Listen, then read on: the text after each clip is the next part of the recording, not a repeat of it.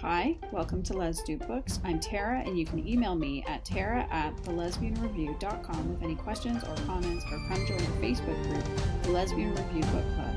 I'm joined today by author Lise MacTague to talk all about the assumption that lesfic is all romance. Lise's latest book is 5 Moons Rising, and it's out everywhere from Bella Books. It's awesome. If you haven't read it yet, you really need to because you're missing out. So welcome, Lise. Yay, you're here. Hi! Thank you for the lovely words about my last book. So, there is an assumption, not everybody, but you often see it happening in reviews, whether it's on Goodreads, on Amazon, or whatever, for a lesbian fiction book that's not romance, and they'll actually ding the book because it's not a romance, which kind of leads to the natural conclusion that, readers think that lesfic is all romance. So, what do you think? Is that something you've seen? Is that something you've come up against with your books? Oh, definitely. Yeah, there is a huge assumption out there that lesfic is all romance, which is crap. I mean, it's not true. I can understand some of the reasons why people might think that, but they need to get over it because it's just not right. In the regular publishing industry, like mainstream publishing, romance dominates. And I think that's as true, if not somewhat more so, in lesfic. Romance is queen pretty much wherever. I think that's absolutely true. And I think if you look at the way the publishing industry is as a whole, like we have dedicated romance publishers and we have dedicated sci-fi publishers and dedicated thriller publishers. And in lesfic, it's actually this network of amazing little powerhouses of small presses where the individual presses, like Bella, like your publisher, and Bold Strokes, and Ilva, and Bywater as well, where they're all putting out romance and sci-fi and thrillers and literary fiction. And I suspect because romance is so popular that romance is actually also, to a certain extent, paying for some of those other books to be published because it is so popular. And some of those tried and true authors, you just know that they're going to sell enough that it's okay to take a loss, maybe on, say, a more literary book. Oh, absolutely. I mean, I know full well that if it weren't for like the Karen Callmakers and KG McGregors and all that in my publishing house, that my books would not be being published with Bella. I owe a lot to those women who write those romances that are so popular that they are almost a guaranteed moneymaker because it gives Bella the leeway to try things that are a little off the beaten lesfic path. That being said, it's also pretty easy to feel kind of lost in, at least for me, in the general lesfic publishing world. Because even though my books all so far have had romantic subplots, they are not big R romances. They're sci-fi, they're paranormal, and yes, there are romantic subplots within them, but they don't fit the bill for the stuff that really sells. So do you find that as an author that makes it tricky to market your books? It does. And I think that there are people who take a look at them and decide that, this isn't for me because, well, for two reasons. You have the romance authors who are, or romance readers who are like, well, I don't read sci-fi. And you have the sci-fi readers who are like, well, I don't want romance in my sci-fi. I think is one of the reasons why my books, at least the ones that are published through Bella, won't break into the mainstream. And I think a lot of that is because, that it's lesbian fiction and people assume that the romance is going to be front and center. Well, I wonder too sometimes, like how, because lesbian fiction is thriving, right? We have this amazing dynamic community of authors and publishers and readers that is just this incredible ecosystem, but it seems to be happening almost like next to the other publishing industry. And even within romance, I see sometimes, because I also follow other romance authors and some readers on Twitter, and you'll see calls for lesbian fiction and for different types of romance. And I can put my hand up and recommend a whole bunch of them because I'm also following all of these other lesfic authors. But it sometimes feels like it's the same 5 authors who don't necessarily even participate in the community that we're in, who get named again and again and again because people don't know how to find the Bella authors and the Bold Strokes authors and the Ilvas and the Sapphires and the Affinities and all of them. I remember when I first found it, which I've mentioned a few times on the podcast, but it was because somebody did a list on Autostraddle of like the top 10 or like the 10 lesbian fiction books on my Kindle right now. And Jezebel picked it up and reran it. And I turned to my desk mate at work and was like, did you know lesbian romance is a thing?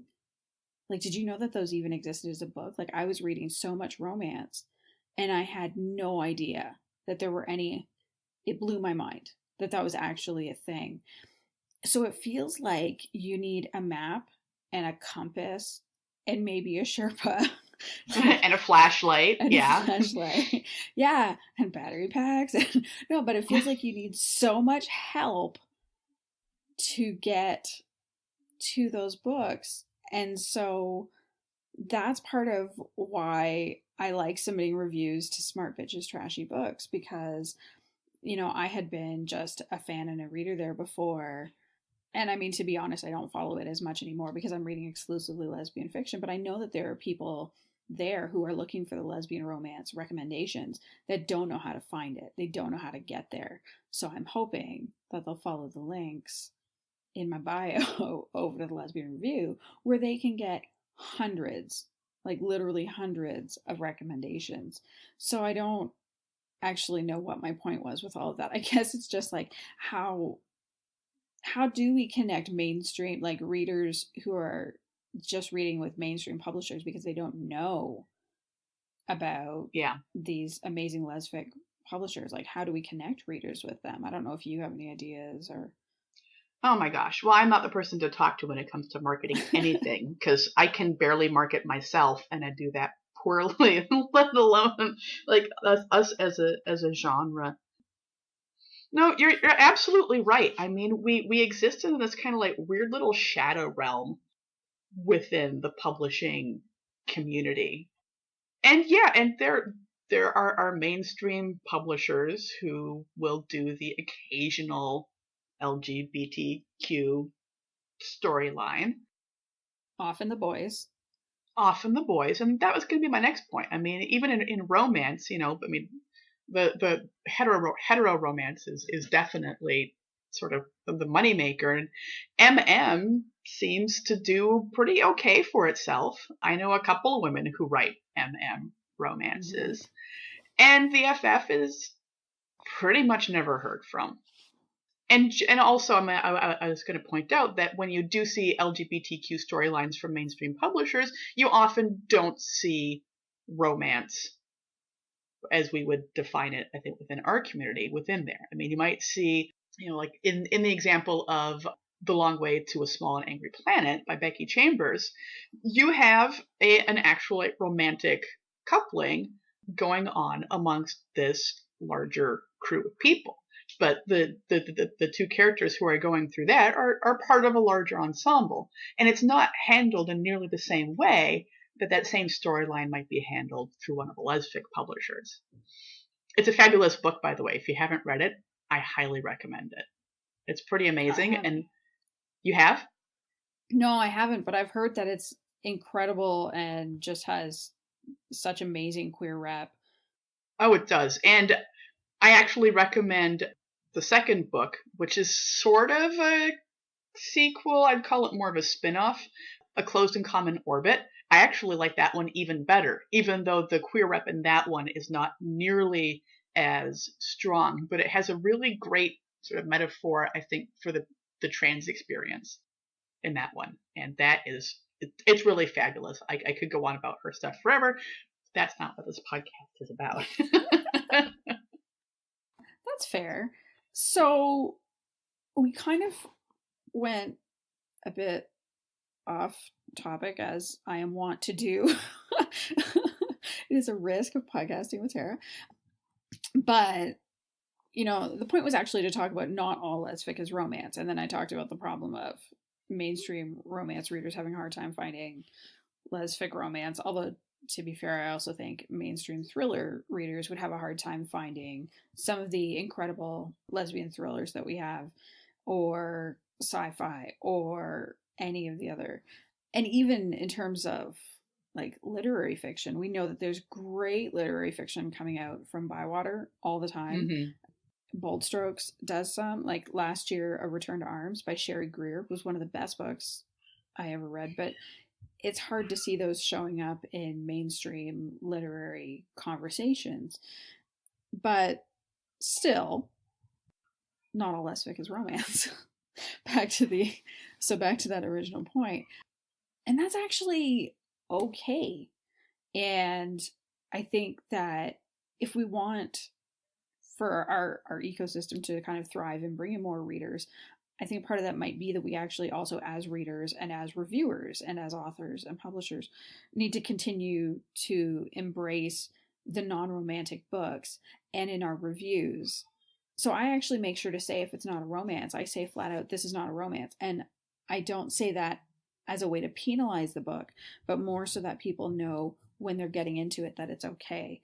And if it's a particularly well done book that's not a romance, I try to say it's not a romance, and you know what, that's amazing, and this is why. Like I did that with my review of Rainbow Gap by Lee Lynch, which is very much a love story, and it is not a romance, and it is a really important book because, like, I was born in the very late 70s. There is no way for me to access the experience of being a queer woman in the 1960s and early 1970s. But I feel like that book gave me access to that experience.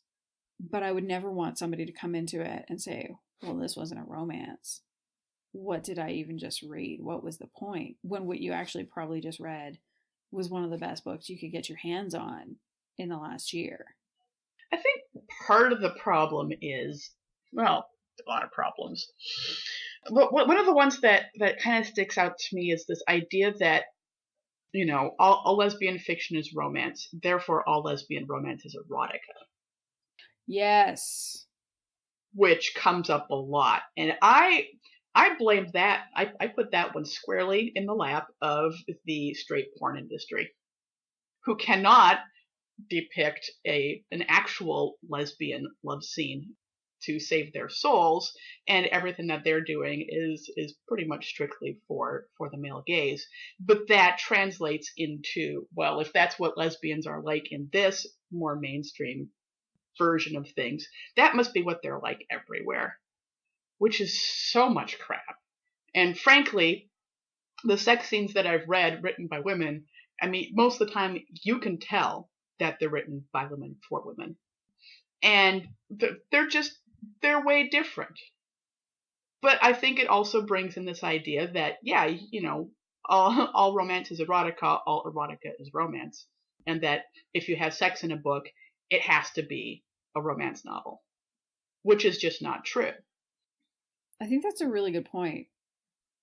I have these jumbled feelings that I'm not sure I can actually properly articulate, but I'm going to give it a try, because I get how it was necessary to have explicit sex on the page for a number of reasons, especially as the romance industry, the romance for lesbic was coming up, especially if you look at in the 1990s and the early 2000s.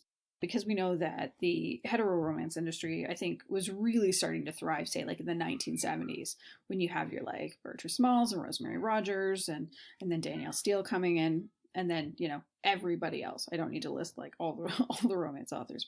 And so the lesbic romance industry was kind of coming in after that, but they also had that period of the pulp novels in the 50s where it couldn't cross state lines unless it didn't have a happy ending.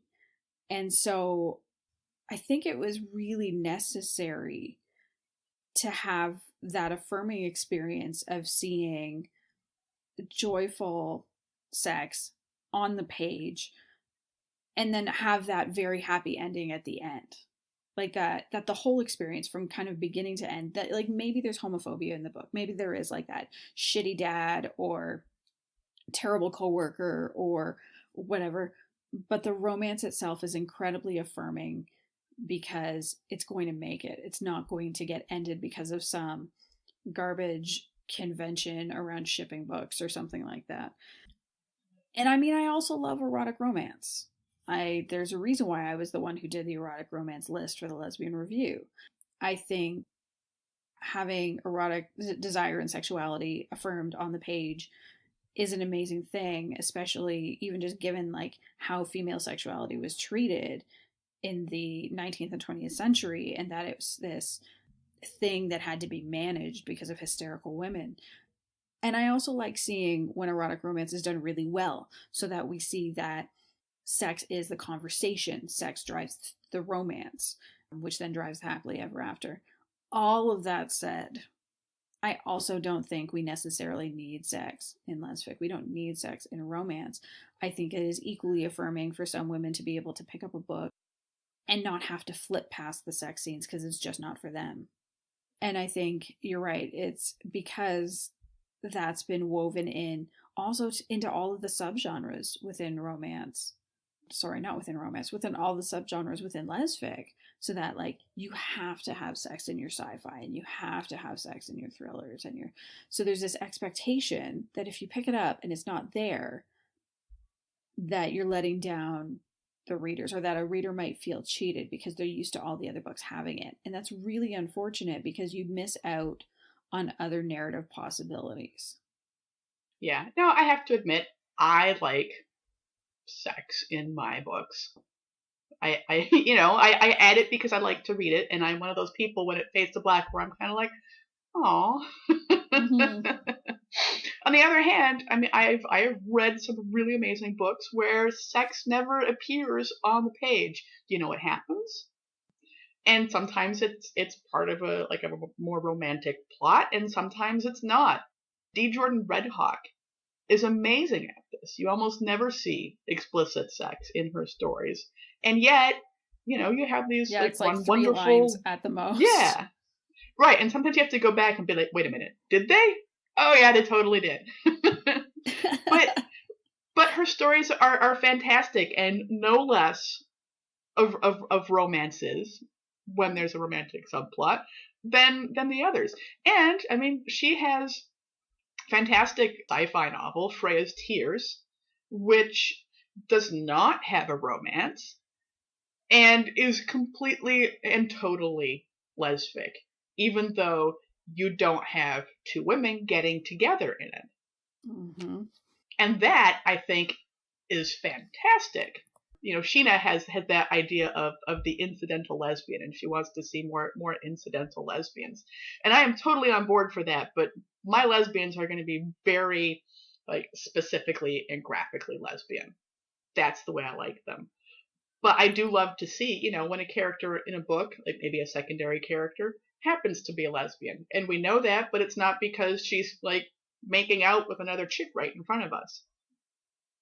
I actually want to mention Shattered by Lee Winter, which is not a romance.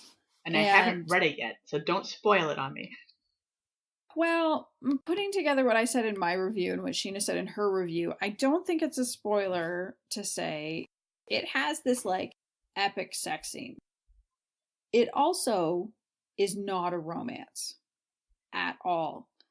And the thing that I liked about that was that it was a really positive representation of sex and friendship, which is very rarely explored in lesbian fiction. In fact, it might be the only...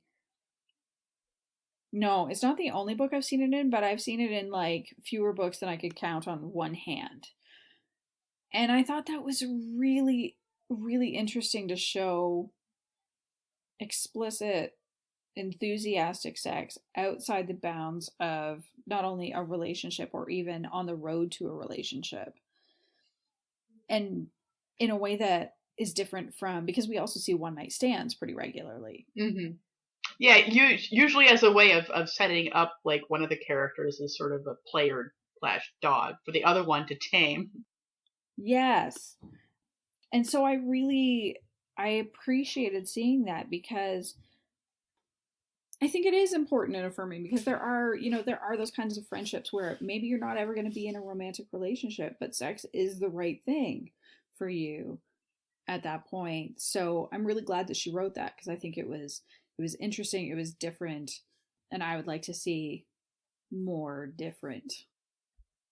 Oh, heck yeah. I mean, I think Lesfic does really well in depicting two women getting together and having a romantic relationship.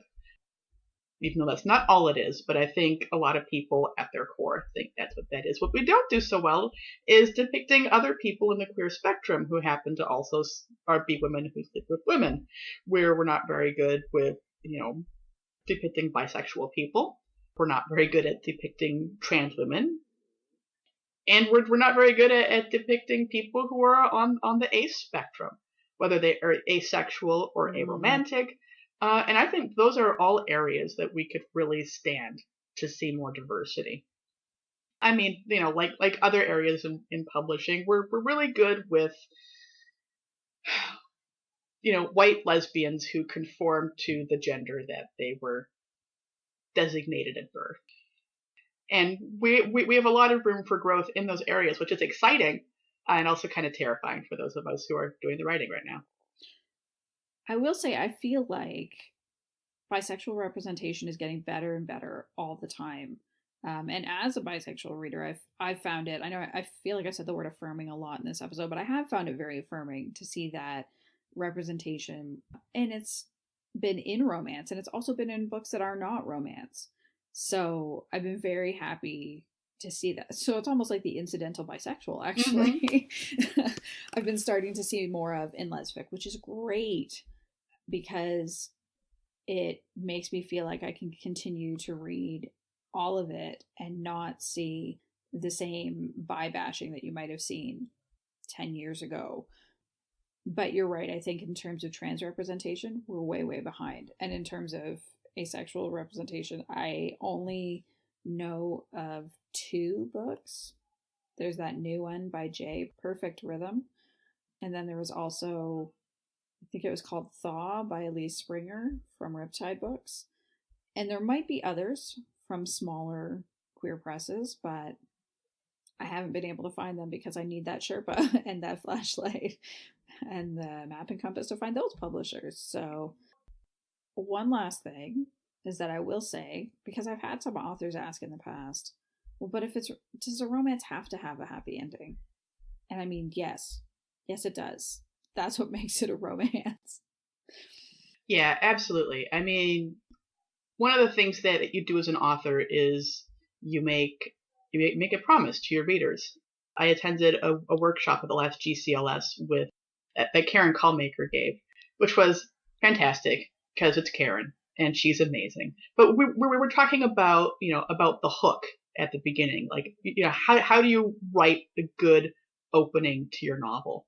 And a big part of that is establishing the promise. Like, what are you promising your reader with what you're writing? And if you come down anywhere close to a romance, you are promising a happy ending. Which I think is, that's why you see people who are under the assumption that everything in Lesfic is a romance, why they get so upset when they get a book that doesn't have a happy ending. Because they did not do their due diligence, their research, and when they went into it, they thought it was a romance, and they were crushed at the end when it turned out it wasn't. That being said, I've found it doesn't happen very frequently in the books that I've read that you don't have a happy ending at all, even in books that aren't romances. And I'm not going to say which book this is because I don't want to spoil it for anybody, but I did read a book that was more of a mystery. And one of the main characters dies at the end of the novel. No. Yes. And I was so shocked that I did not believe it for 3 chapters. I was like, no, this obviously can't be happening. Something else is at play here. And yeah, no, she was dead, like capital DED dead. There was just no getting around it. But as a reader, I could not believe it.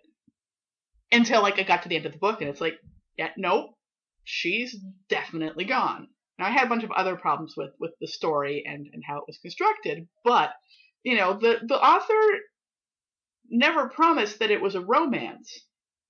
It was a mystery, and you had two main characters who, yes, were romantically involved and had the sexy times and all that. But I, like everybody else, assumed on picking it up that this was going to be like most of the other lesbian fiction I'd read. And it so was not at the end. And I know that this book is rather controversial because of this ending. Was it good? I really liked the cover. Oh no. There were some character, like some characterization issues, and one particularly bad, like, technical goof in the middle where they completely misrepresented when manned flight happened for the first time. Had it off by about 100 years, and I was like, no. So it was something that I read for a book club. It was not a book that I would have read on my own any other way, but I did think it was really interesting for this end thing. It's not a book I can recommend, and mostly for the other bits, and not necessarily so for the ending. I just thought it was so interesting, like my own reaction to it, even though, I do strongly believe that not all lesfic is romance. But it does happen fairly rarely that you don't have that promise come to fruition. And I think in large part because of, what you were talking about earlier with those 1950s, those pulp novels where we just got so used to seeing ourselves, and it still happens in, popular culture and mainstream media where we don't get our happy ending. No, it's awful in TV and film. And even if you get your happy ending, you might end up with boring. Mm-hmm. Like it might just be a really boring movie or show, or underdeveloped, or fetishy because, it's a dude running the writer's room. It's so hard to get that positive, celebratory, well, not even necessarily celebratory, but definitely not like boring or fetishy or killing the gays. I actually won't watch most, like I won't watch the 100 because I know what happens, and I won't watch movies because I don't trust. So unless I have enough people tell me, no, seriously, you need to watch it. So if I'm finally watching Winona Earp, yeah, because I had enough people tell me, and I'm so glad I did. Not only because it's filmed around Calgary, so it's kind of neat to go, hey, I know that place. And I know that place. But the Way Hot relationship is so lovely. Like, it's just wonderful. In addition to all the other things that I love with the, like, snarky dialogue and excellent characters and all of that. So I guess I do like that most of the time in lesbian fiction, sticking with the publishers I know, the authors I know, while still taking a chance on new authors and publishers as much as possible. I don't feel betrayed by surprise, oops, and she goes and ends up with a man, or oops, one of them's dead, or whatever. Because I feel like these days the news is harrowing enough. I don't want to read about it. Yeah, and if you want a weepy that's going to, like, break your heart by the end, that's not a romance. No. It's something else. And that's okay. Absolutely. That's okay. It's okay. It should exist. I actually feel like we should have more things in lesfic that don't have happy endings or, happily for nows. Because I do feel like in some ways we don't get taken as seriously as a genre. There are a lot of reasons we don't get taken seriously as a genre. I mean, I think front and center is that we're women writing things for women, and as a result, in our society, sadly, that is just not going to be at the top of most people's, like, hey, this is something that I should take seriously list. Yeah. But, I mean, I feel like we're far enough past the 50s and far enough past a lot of the damage that was done there that we can start telling our stories that don't necessarily end in sunshine and roses. And I say that as an author, and my instinct is to end everything happily. So, I'm going to put that out there. I like happy endings, but I don't think they should be the only endings. And that's what I like to write. But I read books that have, sad endings and troubling endings, and I enjoy them as much as the ones that have happy endings. But they're not always necessarily what I want to read when I'm, feeling down about how crappy the world is at the moment. I agree. I think that's all I got. Do you have anything else you want to say on the not all lesfic is romance or should be? I just want to, put it out there that, it's authors write these things. Authors are going to write what speaks to them, and that may not always be a happy ending. And like you said, that's fine. It doesn't have to be a happy ending. It doesn't have to be a romance. Where we as authors and as publishers need to make sure that, we're doing our bit is in marketing those appropriately. And readers also need to do their bit, which is to make sure that, that is the book they're picking up what they expect it to be. Read the blurb. Check out the reviews. There are a lot of people who tell me that they never read the reviews because they don't want to have their expectations colored by somebody else's. And I get that. I mean, that's cool. That's great. But if you're not going to do that and you're not going to read the blurb, you can't be ticked off when you didn't telepathically divine that this wasn't a romance. I mean, it's just everybody has their part to play, and expectations. There are expectations that are there, but I foresee that we will see those being broken more and more frequently as we do diversify the genre, as the genre continues to grow. And it should grow, it has to grow. We grow as a community and as individuals every day. And I think it's only appropriate and right that our art forms reflect that. And I, for one, am all for diversity of all types. And I welcome different types of stories with open arms. We just need to make sure that we're indicating which boxes that they're in, and the readers need to make sure that they're checking it out. And if hey, they don't feel like a weepy today, maybe give a pass on that book. Absolutely. So, Lise, where can people find you online if they want to connect with you? Oh, I'm all over the place.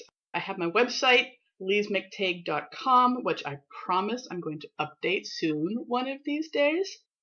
I've been having some somewhat depressive issues as a result of last year's election, and so a lot of that's been allowed to slide. I am much more active on Twitter and Facebook, where I'm at Lise MacTague, or just look me up on Facebook. I'm the only one.